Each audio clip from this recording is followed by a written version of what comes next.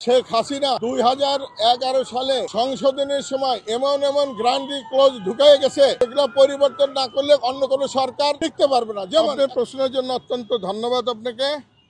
72-এর সংবিধান সংশোধন করার জন্য ডক্টর ইউনূস 17 অক্টোবর সংসদ ভবনের দক্ষিণ প্লাজায় সমস্ত সরকারি দল বিরোধী দল নিয়ে একটা 25টা দল নিয়ে একটা বৈঠক করছে জুলাই সনদ গ্রহণের জন্য। সেই জুলাই সনদ গ্রহণের যে প্রতিবেদনটা ওনারা লিখেছেন, যেটা প্রেসে আসছে, সেখানে বলা হইল যে 72 সালের সংবিধান আমরা ভবিষ্যতে সংশোধন করব, সংস্কার করব, বাতিল করব না। কিন্তু একটা বিপ্লবের পরে গঠিত সরকার, একটা বিপ্লবী সরকার আগেকার সংবিধান বহাল রেখা কোনোদিন বিপ্লবী সরকার চলতে পারে না। আর 72 সালের সংবিধান এটা অবৈধভাবে হয়েছিল, সেটা পাকিস্তানের গণপরিষদের নির্বাচিত প্রতিনিধিরা এই সংবিধান প্রণয়ন করেছে।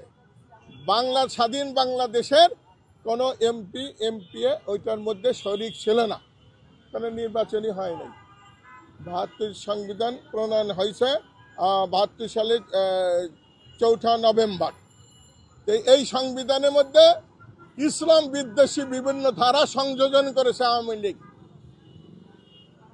ইসলাম বিরোধী, যেমন সমাজতন্ত্র ঢুকাইছে, ধর্ম নিরপেক্ষতাবাদ ঢুকাইছে। এরা তাদের নির্বাচনী ইশতেহারে ছিল না। 54 সাল থেকে তাদের নির্বাচনী ইশতেহার দেখে আসেন, এটা ছিল না। 1924 সালে তারা নির্বাচনী ইশতেহার থেকে কোরআন ও সুন্নাহ বিরোধী আইন পাস হবে না এই কথাটা বাদ দিয়েছে। তার আগ পর্যন্ত তাদের নির্বাচনী এগুলো ছিল। কিন্তু 72 সালে সংবিধান করতে যায় তারা সেখানে রাষ্ট্রীয় আদর্শ ধরছে, গণতন্ত্র, বাঙালি জাতীয়তাবাদ, সমাজতন্ত্র ও ধর্ম নিরপেক্ষতা। তো এইগুলো যে ঢুকাইলা জনগণের ম্যান্ডেট ছাড়া, আর এই দেশের 90% লোক তখন মুসলমান, এই মুসলমানরা তো এটা সাহায্য দেয় নাই। কাজেই জোর করে চাপাই দেওয়া হয়েছিল মুসলমানদের উপরে এই 72-এর সংবিধান। এখন কথা হলো 72-এর সংবিধানের মধ্যে 2011 সালে শেখ হাসিনা যে সংশোধনী এনেছিল সংবিধানের মধ্যে, তার মধ্যে এমন কিছু গ্যারান্টি ক্লজ দিয়ে রাখছে যে এই সংবিধান বাতিলযোগ্য না। এই সংবিধান বাতিলের কিছু কিছু ধারা আছে যেগুলা বাতিলের কথা, প্রারম্ভিক ধারা, রাষ্ট্রীয় আদর্শ, রাষ্ট্রীয় মূলনীতি, সরকার গঠন, এই সমস্ত মূল বিষয়গুলা কোনোদিনও পরিবর্তন করা যাবে না। পরিবর্তনের কথা কেউ যদি মুখে বলে সে রাষ্ট্রদ্রোহিতা করবে, তাকে ফাঁসি কাস্টে ঝুলানো হইবে। আমি সেই জন্যই বলছি ডক্টর ইউনূস রে, যে আপনি কি করে বলেন যে এই 72 সালের সংবিধান সংশোধন করে পরবর্তী পার্লামেন্টে এটা সংশোধনী আনবেন? এটা তো সংশোধন যোগ্য নয়। সংশোধনের কথা বললেই রাষ্ট্রদ্রোহিতা হবে, মৃত্যুদণ্ড বিধান আছে। কাজেই 72 সালের সংবিধান বাতিল করতে হবে। এটাকে বাতিল করতে হবে, গণভোটে দিয়ে বাতিল করেন, আর বিপ্লবী সরকারে দিয়ে বাতিল করেন। আর যে সমস্ত ছেলেগুলা এই জুলাই বিপ্লব ঘটাইল তাদের নিরাপত্তার জন্য 72 সালের সংবিধান বাতিল করা উচিত। কারণ এটার বিরুদ্ধে কথা বলেই তো তারা তো বিপ্লব করে এইটাই সংবিধান উড়াই যেই ক্ষমতায় আসছে, তাই না? কাজেই এইটা অবিলম্বে 72 সংবিধান বাতিল করতে হবে। বিএনপি যে এখন ডাকছে, বিএনপির জন্য এটা কলার কাটা হবে।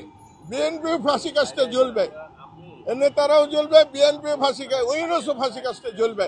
এই 72 সংবিধান যদি রাখে, এর কোনো সংশোধনী করে, সংশোধনী আনতে গেলেই এই বিপদ আছে। কাজে এই 72 সংবিধান এটা জঞ্জাল কাটা, জাতীয় অস্তিত্বের জন্য হুমকি স্বরূপ। এটাকে বাতিল করতে হবে, নতুন সংবিধান রচনা করতে হবে। সেখানে মুসলমানদের দাবিগুলা মানতে হবে। মুসলমানদের দাবি না মাইনা এ দেশে কোনো রাষ্ট্র টিকতে পারবে না, কোনো সরকার টিকতে পারবে না, কোনো রাজনৈতিক দল কাজ করতে পারবে না। এ দেশের মানুষ ধর্মপ্রাণ মুসলমান। এ দেশের মানুষ বলে যে আমরা হালের গরু বিক্রি করে হজে যাব, তবে হজ বাদ দিবে না। যারা এত কট্টর ইসলামপন্থী লোক সেরা কি সমাজতন্ত্র মানবে রে ভাই? যেই সমাজতন্ত্রের মধ্যে বলা আছে যে কি আল্লাহর অস্তিত্ব নাই, আল্লাহকে তারা মানে না, কাজেই এইটা আমাদের দেশে চলবে না। এটাকে হবে ৭২-এর সংবিধানের মধ্যে শেখ হাসিনা ২০১১ সালে সংশোধনের সময় এমন এমন গ্রান্ডি ক্লজ ঢুকে গেছে যেগুলো পরিবর্তন না করলে অন্য কোনো সরকার টিকতে পারবে না। যেমন একটা ধারা বলছে যে প্রত্যেক অফিস আদালতে সব জায়গায় বঙ্গবন্ধুর ছবি ঝুলাইতে হবে। বঙ্গবন্ধুর ছবি তাকে জাতির পিতা না মানলে সে রাষ্ট্রদ্রোহিতা করবে, তার মৃত্যুদণ্ডের শাস্তি হবে। তাইলে বঙ্গবন্ধুর ছবি অফিস আদালতে ধরিয়া বিএনপি কি সেখানে অফিস করতে পারবে? জামাত ইসলামী সেখানে অফিস করতে পারবে না অন্য কোনো দল করতে পারবে কি? তাহলে ৭২ সঙ্গে বাতিল না দিলে তো ছবি না ঝুলাইতে হবে। ছবি না ঝুলাইলে তো আপনি ফাঁসি কাস্টে ঝুলবেন সংবিধান লঙ্ঘনের জন্য। গত ১৭ বছর এই দাবিটা আপনারা রাখেননি কেন? এই ১৭ বছর বলা হয়েছে, কিন্তু আমাদের কথা কেউ কানে নেয় নাই, শুনে নাই, যার জন্যই তো বিপ্লব হইলা। কেন নির্বাচনে ঠিকমতো নির্বাচন করতে দেয় নাই, তার জন্যই তো বিপ্লব হইল। বিপ্লবটা কেন হইল? মানুষের ক্ষোভের থেকে, মানুষের মনের কষ্ট দুঃখের থেকে বিপ্লব সংগঠিত হয়েছে। কাজে এই বিপ্লবীদের বাঁচাইতে গেলে ৭২ সালের সংবিধান বাতিল করতে হবে, নাইলে এই ৭২ সালের সংবিধান রাখলে বিপ্লবীদের ফাঁসি দিবে। তারা এই সংবিধানের বিরুদ্ধে যায় পার্লামেন্ট ভঙ্গ করলিকান, পার্লামেন্ট বাতিল করলিকান, সরকার ঘটাইয়া নতুন সরকার বসালিকান, এই সমস্ত অভিযোগায় না এদেরকে ফাঁসি কাস্টে ঝুলাবে। আজ ৭২ সালে সংবিধান বাদ দিতে হবে। বিএনপি তো বুঝতে পারতেছে না, বিএনপিকে এই অস্ত্র দিয়ে ঘায়েল করবে।